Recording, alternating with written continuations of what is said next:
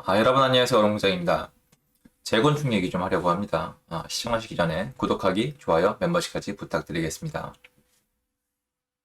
그래서 재건축하기 힘들죠. 재초안이 제일 큰 문제라고 생각을 합니다. 조합원 분들도 그렇게 말씀을 하시고요. 안전진단 통과에서부터 과정 하나하나가 힘드니까. 근데 근본적인 문제를 좀 봅시다. 지금 서울은 아파트 공급이 부족하거든요. 서울 공급은 2012년도 이후에 재개발, 재건축, 일몰제라 그러죠. 그래서 전 서울시장님이 뭔가 이런 정비 사업을 좋아하지 않았기 때문에 그때 다 쳐냈어요. 재개발, 재건축은 사업마다 다르지만 평균 8년에서 10년 이상이 걸립니다. 2012년 이후로 8년에서 10년 이후면은 지금쯤이에요. 그러니까 지금부터 서울 아파트 공급은 없는 게 지극히 정상입니다. 그러면 지금이라도 만약에 공급이 부족하다면 당연히 재개발, 재건축을 할 수밖에 없어요. 여러 번 대책이 발표됐지만 서울에는 아파트를 지을 땅이 없어요. 정부에서 뭐라고 발표했었죠? 발굴. 발굴을 해서라도 짓겠다. 그리고 발표한 것들이 태릉 CC나 상암이나 과천이나 용산이나 기타 등등등 어쩌고 저쩌고 부지 등등등 등이에요. 그리고 지금 못 짓고 있습니다. 쉬운 게 아니죠. 그럼 재개발, 재건축이 중요하다는 건 우리가 모두 다 인정을 한 거예요. 근데 여기서 절대 놓치면 안 되는 중요한 포인트가 하나 있습니다. 재개발, 재건축이 왜 중요할까요? 재개발, 재건축은 기존의 아파트를 부셔서 추가로 세대를 공급을 해서 서울의 아파트를 추가로 필요로 하시는 새로운 수요를 소화시키기 위해서 중요하다는 개념이에요. 재개발은 빌라를 부시고 더 많은 아파트를, 재건축은 아파트를 부시고 더 많은 아파트를 짓는 게 지금 서울 아파트의 공급 부족을 해결할 수 있는 방법이라는 거예요. 바꿔 얘기하면 아파트를 부시고 다시 아파트를 지어봤자 만약에 그 아파트의 개수가 똑같다면 의미가 없다는 겁니다. 그런데 이게 제가 말씀드린 부분, 그러니까 내가 아파트를 부시고 더 많은 아파트를 지어야 되는 그 부분은 모두에게 중요해요. 국가 입장에서는 서울에 집이 부족하니까 중요하고 그렇게 해야지 임대 아파트도 더 넣고, 거꾸로 조합원 입장에서는 일반 분양분이 많아서 수익이 많아져야 추가 분담금이 줄어들고 건설사도 마진이 늘어나기 때문에 모든 사업장은 추가로 더 많은 아파트를 짓기를 원해요. 즉 서울의 아파트 공급은 이해 관계가 서로 맞아요. 원래는 그렇습니다. 원래는 그래요. 서울시도 빨리빨리 진행을 시키고 빨리빨리 순차적으로 해서 서로 완급을 조율을 해야지 이주 수요, 멸실 수요에 대해서 부담감을 느끼지 않고 빨리빨리 진행이 가능하고 세금도 딱딱딱 거둘 수 있고 조합원들도 허가가 빨리빨리 나야지 빨리빨리 내가 진행을 해서 돈 계획을 맞춰서 더 좋은 아파트를 받고 돈도 벌고 건설사도 골치 아프지 않게 빨리빨리 수주해가지고 빨리 짓고 마진 남기고 끝내는 겁니다. 문제는 뭘까요? 많은 분들이 이걸 싫어한다는 겁니다. 재건축을 통해서 집을 가진 사람이 돈을 버는 게 너무 싫은 거예요. 거의 죽을 만큼 싫은 겁니다. 저 사람이 돈을 버는 걸 도저히 지켜볼 수가 없습니다. 여기에 각종 이론이 들어가죠. 국가의 땅을 이용해서 아파트를 새로 지어서 이득을 얻는 거기 때문에 이윤을 공유하는 게 맞다. 글쎄요, 저는 잘 모르겠습니다. 그러면 처음부터 그 땅에 대해서 그 가격을 받았어야겠죠? 그러니까 여러분이 예를 들어서 회사에서 일을 했는데 예를 들어서 회사 건물에 대해서 사용 금액을 또 받겠다고 하면 월급을 300만 원을 드리고 월급이 300이나 나온 이유는 회사 건물을 잘 이용했기 때문이다. 이런 식으로 얘기하면은 물론 서로 다른 얘기로 들리시겠지만 여기 입장에선 그렇단 말이에요. 얘기를 들어보면은. 근데 문제가 뭐냐? 지금 정부가 너무 규제를 하고 재건축을 못하게 하니까 조합원들 측에 어떤 얘기가 나오고 있냐면 일방 분양을 줄이고 아파트를 고급화시켜서 재초안을 피해가자. 이런 얘기가 나오고 있습니다. 예를 들어서 180가구 세계동 미니단지인데 요거 서울시 신반포 15차 스카이브리지 삭제 축소 주문이니까 뭔 말이냐면 이게 중요한 거는 재초안은 내가 재건축이 됐을 때 마진이 많이 남으면 나라가 좀 나눠 갖자는 건데 이번에 발표한 게 좀 좋은 단지는 4억에서 5억이 넘는 추가 분담금, 그러니까 재초안을 내야 되는데 이게 팔 때 내는 게 아니라 그냥 내는 거거든요. 돈이 없잖아요. 재건축에 대한 공포심을 느끼는데 이게 마진이 어디서 난 거냐면 일반 분양을 해서 마진이 남은 거거든요. 그럼 일반 분양을 안 하면 돼요. 그래서 이대로 가면은 압구정 현대단지까지 가면은 1대1 재건축 얘기가 나온 지 꽤 오래됐어요. 그러니까 세대수를 전혀 늘리지 않고 한남동처럼 초호화 고급 단지를 짓자는 거예요.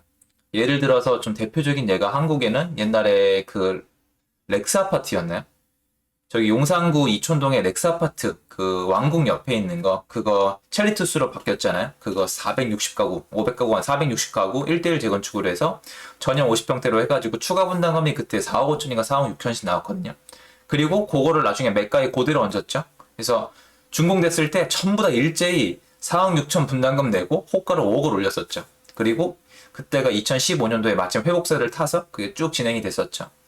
여기도 마찬가지예요. 추가 분담금이나 제초한 환수금을 내면은 매매가에 붙일 가능성이 굉장히 높고 지금 그런 현상은 일어나고 있고 앞으로 더욱이 그게 너무 쬐어지면은 제가 봤을 때 건축할 때 일반 분양을 최소화시킬 겁니다. 1대1 재건축으로 가는 거예요. 그런데 뭐 이런 기사만 있는 게 아니라 다양한 기사가 있습니다. 뭐 이런 기사가 있습니다. 재건축 초과이익 환수 본격화. 그죠? 조합들 징수 반대, 단체 행동 맞대요. 그러니까 이게 너무 할 맛이 안 나고 사업이 어려워지니까 이제 안 하는 거예요, 제가 봤을 때. 계속 이런 식으로 가면 사업은 점점 더 어려워질 건데, 조합들이 택할 수 있는 방법들이 점점 줄어들고 있는 게 어떤 수를 써도 서울시에서 막아쓰는 거예요. 물론 지금부터는 약간 변화가 있겠죠? 서울시장님이 변했으니까. 하지만 만약에 이런 기조가 바뀌지 않고 계속 간다면 조합에서는 재건축 단지에서는 일반 분양을 줄이고 1대1 재건축 비슷한 방향으로 계속 갈 거예요. 왜냐면 1대1 재건축으로 하면은 초과이익이 거의 나지 않게 맞출 수가 있거든요. 나지 않는 거예요, 사실. 돈을 다 써버리는 겁니다. 추가 분담금을 내서 마진이 아니라 추가 분담금을 듬뿍 내고 그냥 새 아파트를 받는 거예요. 근데 그 아파트는 부르는 게 값이겠죠. 문제는 뭐냐? 제가 초반에 말씀드렸잖아요.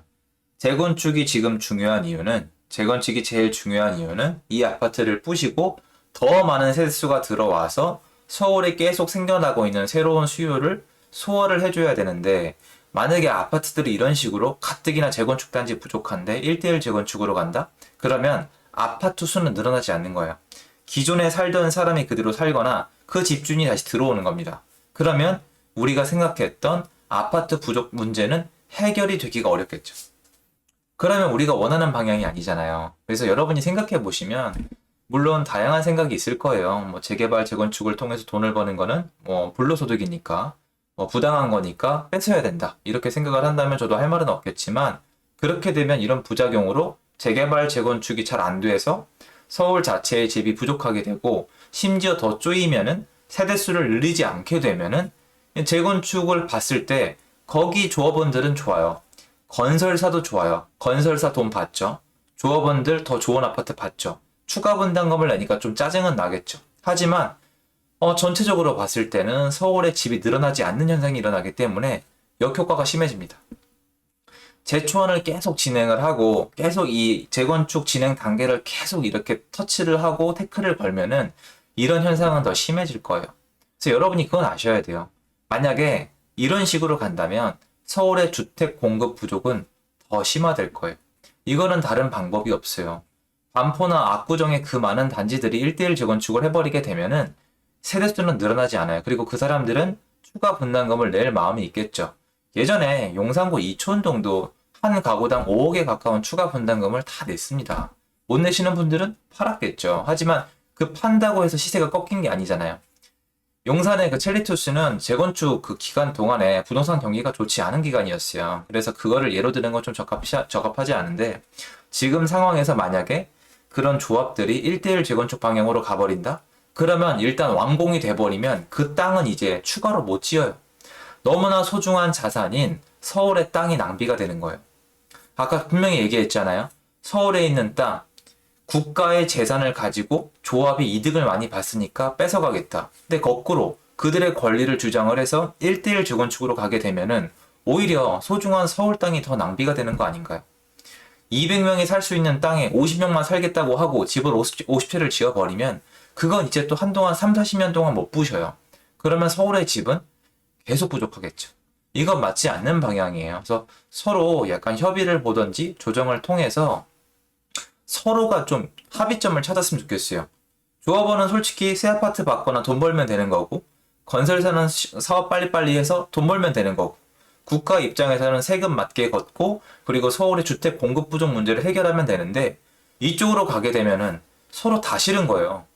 건설사는 불안하니까 맡기 싫고 겁나고 물론 경쟁은 치열합니다. 제가 이렇게 얘기하면 좀 이상하긴 한데 건설사도 부담스러워 한다는 거예요. 왜냐면 자꾸 마진이 줄어드니까 조합 측은 하기 싫고 할 맛 안 나고 그리고 서울시는 공급 부족하다고 욕먹고 물론 다른 데로 또 원망을 돌릴 수도 있겠지만 그러니까 이런 게 악순환이잖아요. 그런데 만약에 제가 말씀드린 부분만 해결이 되면은 이게 다 해소가 되거든요.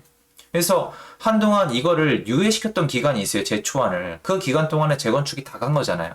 그래서 지금이라도 이 부분에 대해서 한번 우리가 생각해보고 여러분 입장에서는 앞으로 이런 뉴스가 계속 나온다면 뭐 재건축을 안 해주겠다. 재초안을 빨리 받아야 된다. 더 쪼개겠다. 이런 얘기가 나오면 앞으로 미래에 서울에 주택은 더 부족할 수도 있고 1대1 재건축 얘기가 계속 나온다. 그러면 더 오랜 기간 동안 서울의 주택이 부족하겠구나. 아파트가 부족하겠구나. 이렇게 생각하시면 현명할 것 같습니다. 영상 여기까지고요. 도움되었으면 좋겠습니다. 감사합니다.